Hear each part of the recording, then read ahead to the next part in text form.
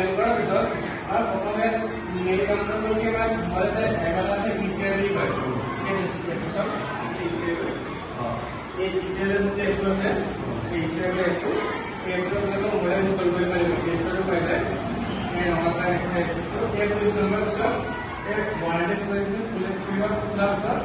first কাম কৰিব আপোনাৰ মোবাইলৰ যোনটো নেটৱৰ্ক আছে মোবাইলটো অফ কৰিব লাগিব আৰু ৱাইফাইটো অন কৰিব লাগিব ৱাইফাইটো অন কৰি আপোনাৰ এই পেনেলটো কানেক্ট আছে ৰাখৰ লগত তো আপোনাৰ মোবাইলটো কানেক্ট কৰিব লাগিব ৰাখৰ লগত এতিয়া সেই চাওক ৰাখৰ লগত কানেক্ট হ'ল মই দুটা চেম নেটৱৰ্কত কানেক্ট হ'ল পেনেলটো আৰু মোবাইলটো চেম নেটৱৰ্কত কানেক্ট কৰাৰ পিছত ইচিআৰটো খুলিব লাগিব ইচিআৰটো যে খুলিব তেনেকৈ স্কেন বুলি অপশ্যন আহিব স্কেন বুলি অপশ্যন দি পেলাই এই কিউআৰটো স্কেন কৰিব লাগিব স্কেন কৰাৰ পিছত মোবাইলত স্ক্ৰীন শ্বেয়াৰ স্ক্ৰীন অপশ্যন আছে যে কাবাৰ বাবে আপোনালোকৰ মানে এই তলত ভিডিঅ' আহিব এই বস্তুটো